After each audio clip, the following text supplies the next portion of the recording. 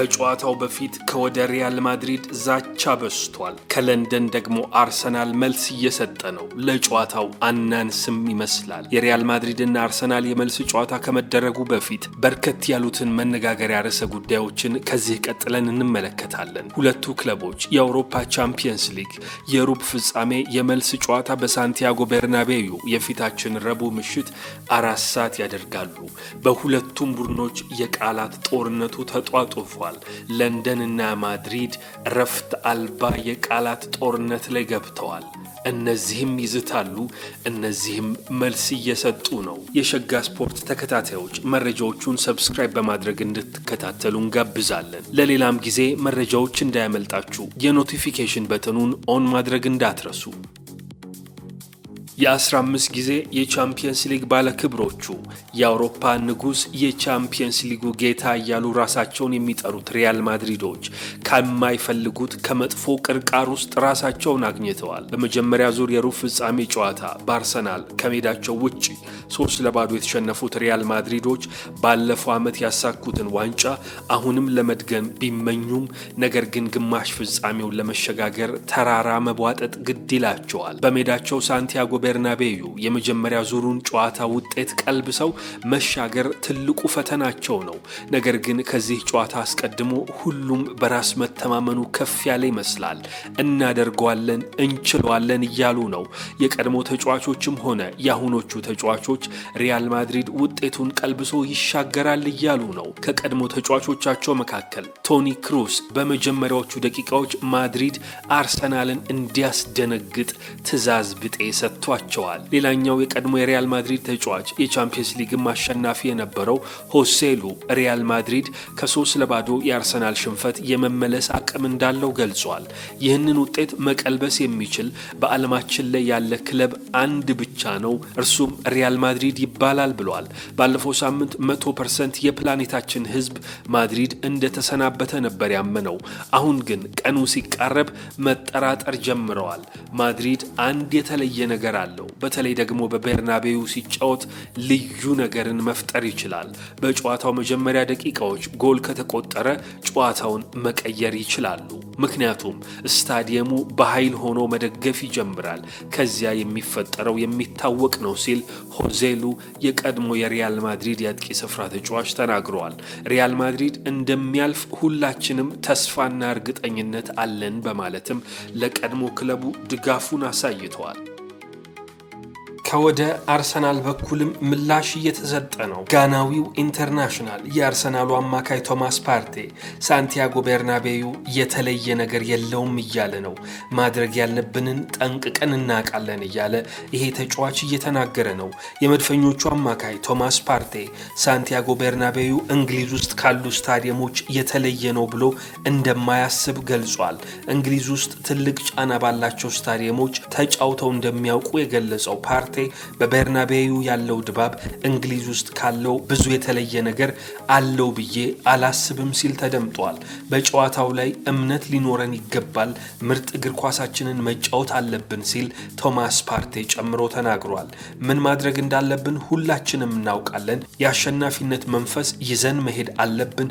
እያንዳንዱን ጨዋታ ማሸነፍ እንፈልጋለን። ድክመታችንን በማወቅ እነሱን ማጥቃት አለብን በማለት ቶማስ ፓርቴ ከጨዋታው በፊት ምላሽ ሰጥቷል። ይሄ ጋናዊ አማካይ በመጀመሪያው ዙር የሩብ ፍጻሜ ጨዋታ ጥሩ ብቃቱን ማስመልከቱ ይታወሳል። የዩቲዩብ ተከታታዮች ሰብስክራይብ በማድረግ ቤተሰብ መሆን እንዳትዘነጉ። ላይክ እና ሼር በማድረግ ለሌሎች እንዲዳረስም አድርጉ።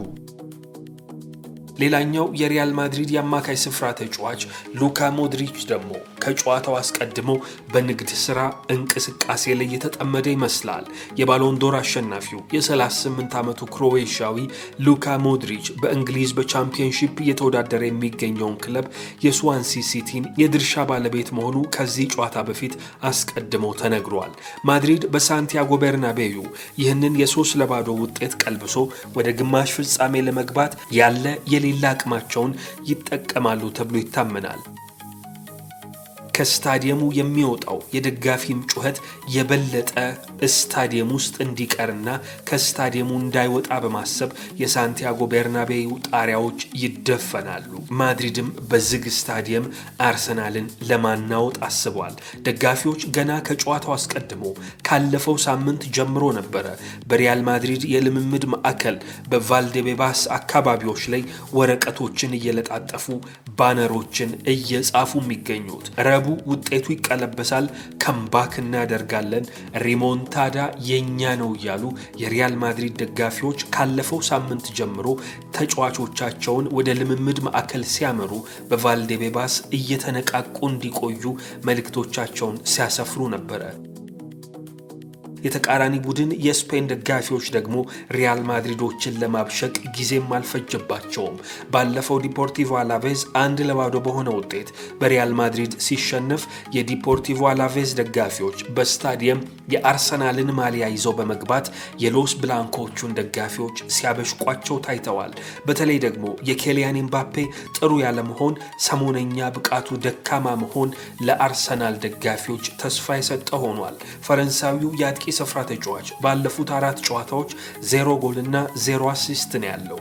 ይባስ ብሎ ደግሞ ከአላቬዝ በነበረ ጨዋታ ቀይ ካርድ ተመልክቷል። ይህ ለአርሰናል ደጋፊዎች ተስፋ የሰጠ ነው። ይህንን ተጫዋች በመጀመሪያው ዙር የ3-0 ድላቸው በአርሰናል በኩል ተሰልፎ ያቆመው ተጫዋች የ25 ዓመቱ ፖላንዳዊ ጃኮብ ኪቪዮር ነበረ። ይሄ ተጫዋች ከዚህ የመልስ ጨዋታ አስቀድሞ አስተያየቱን ሰጥቷል። ኬሊያን ኤምባፔን መግጠም እጅግ ከባድ እንደሆነ ነው የሚናገረው። ከጨዋታው በኋላ በጣም ጥሩ ነበር የተሰማኝ፣ ነገር ግን አሁንም ቢሆን ያለቀ ጨዋታ መስሎ አይሰማኝም ሲል ኪቪዮር ተናግሯል። አሁንም በጣም ከባዱ ስራ ከፊታችን ነው ያለው። የህይወቴ በጣም ትልቁ ጨዋታ ነበረ ባለፈው ያደረግነው፣ ነገር ግን ድንጋጤ አልተሰማኝም ነበር ብሏል። በብሔራዊ ቡድን ከኬሊያን ኤምባፔ ጋር ከዚህ በፊት በተቃራኒ ሆኖ ተጫውቶ እንደሚያውቅ የሚገልጸው ጃኮብ ኪቪዮር ከጨዋታው በኋላ ጥሩ ስሜት እንደተሰማው ገልጿል። የጋብሪኤል ማጋሌሽን መጎዳት ተከትሎ ከዊሊያም ሳሊባ ጋር የተጣመረው ኪቪዮር በቀጣዩም ጨዋታ ቋሚ ሆኖ ይሰለፋል ተብሎ ይታሰባል። የዩቲዩብ ተከታታዮች ሰብስክራይብ በማድረግ ቤተሰብ መሆን እንዳትዘነጉ። ላይክ እና ሼር በማድረግ ለሌሎች እንዲዳረስም አድርጉ።